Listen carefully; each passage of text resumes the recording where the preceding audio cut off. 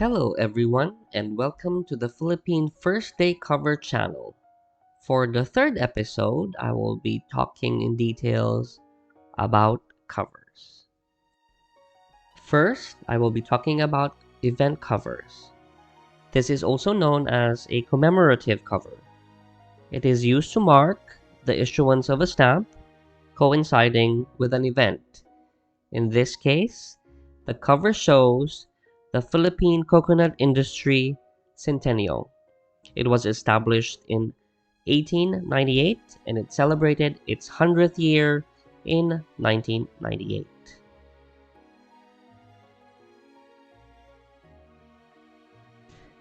Then we have the first day cover for the centennial celebration of the Negros Occidental High School, which was established in 1902 and celebrated its centennial in 2002.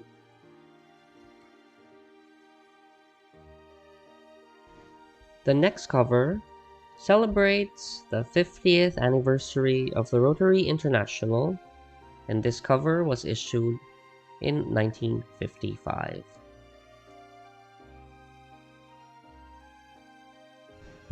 And this first day cover commemorates the 10th World Jamboree, which was held in the Philippines on July 17 to 26, 1959.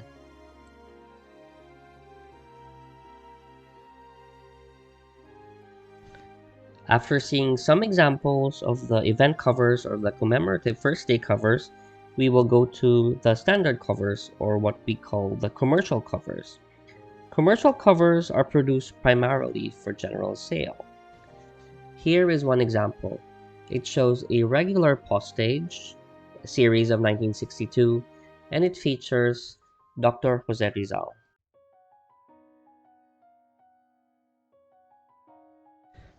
Another standard first day cover are greeting stamps on first day covers with the words Binabati kita, or translated into English into congratulations.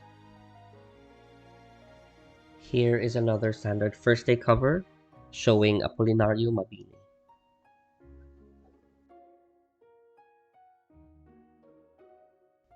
And lastly, here is a standard first day cover which features the serye ng mga dakilang Pilipino, and it features Lapu-Lapu. The first day cover was issued in 1963. Now that we have an idea of what an event cover and a standard cover is, we will go to the official first day covers. These covers are postmarked on the day of issue by the official city issuing the first day cover. This first day cover has a cachet saying official stamps with the coat and arms of the Republic of the Philippines. It also has a hand stamp stating the 52nd anniversary of the martyrdom of Dr. Jose Rizal. The stamp bears an O and B overprint, which means official business. It would sometimes mean that the stamp used is used by the government for its official use. This Marcelo H. Del Pilar first day cover has its stamp overprinted with GO, which means Gamit Opisyal, which translates into official government business. This first day cover has its stamp bearing OB, and so does this first day cover.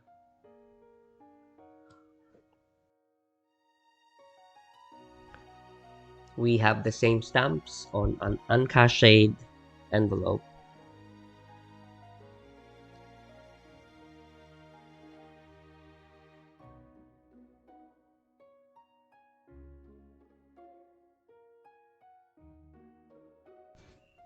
During the Japanese occupation era, we have an overprinted stamp here bearing the letters K and P, which stands for Kagamitang Pampamahalaan, which roughly translates into for official use. With the invention of the airplane, it wasn't long before it was used to carry mail between distant points around the globe. Many people would send themselves philatelic mails or ask their friends to carry it with them aboard these flights in order to get a souvenir of the historic event. Thus, some collectors would prefer to collect first flight covers, and here are examples of them. This is a first flight cover on the Comet 4 from Manila to London. The envelope is postmarked Manila, November 2, 1961, and we would expect it to be postmarked when it arrives to London. Unfortunately, however, this first day cover or first flight cover never made it to London. Or that's the assumption because it doesn't have any of the receiving postmark. This next first day cover is a first jet flight cover on the KLM DC-8, which is the first jet to link Manila with Europe. It was postmarked in Manila on October 20, 1960, and it was received in Rome on the 21st of October, 1960. Here is another first flight cover on the Comet 4, Manila to London, but it's addressed to the postmaster in Singapore. The receiving postmark indicated that the envelope reached and was received in Singapore. And this next first flight cover is a first flight cover on Philippine Airlines from Manila to Peking via Canton. The envelope is addressed to the postmaster of Canton, and it was indeed received as the receiving postmark shows.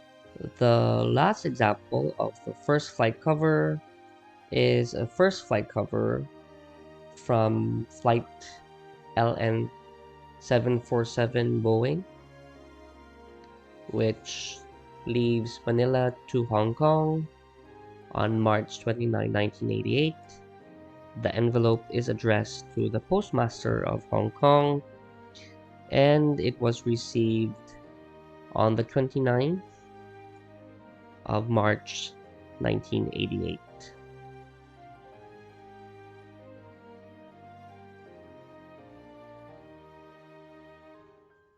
Another first day cover in the philatelic world are what we call the imprinted stamp or the pre-stamped first day covers.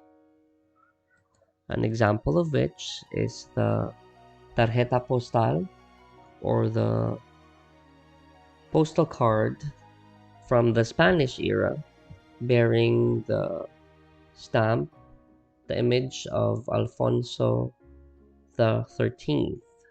Observe that the stamp is imprinted on the card. The next one is a postal card from the Japanese occupation era bearing the imprinted stamp of Dr. Jose Rizal.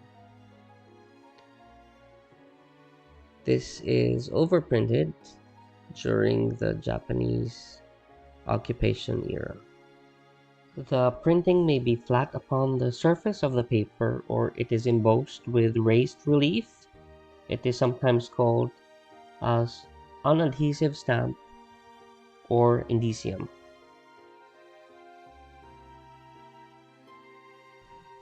Another postal card with an imprinted stamp on the right hand corner and a gummed stamp on the left hand corner.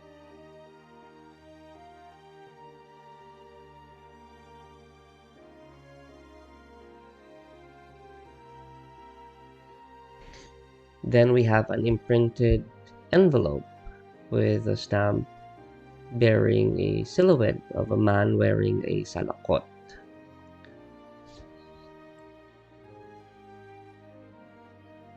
Observe the embossed stamp has a raised relief. This is originally a pre-stamped envelope or an indicium during the United States of America colonial era, but it was overprinted during the Japanese occupation and it bears the name Republika ng Pilipinas.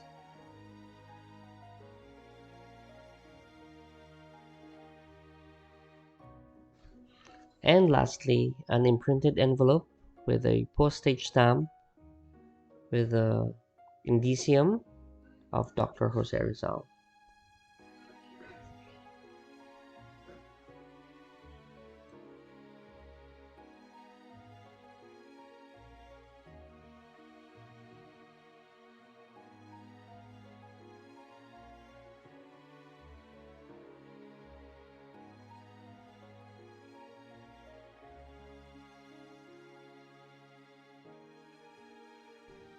Now, I would consider this as a pre-stamped envelope. It's a first day cover celebrating the 150th anniversary of the Ayala Corporation, which was established in 1834, and it celebrated its 150th year in 1984.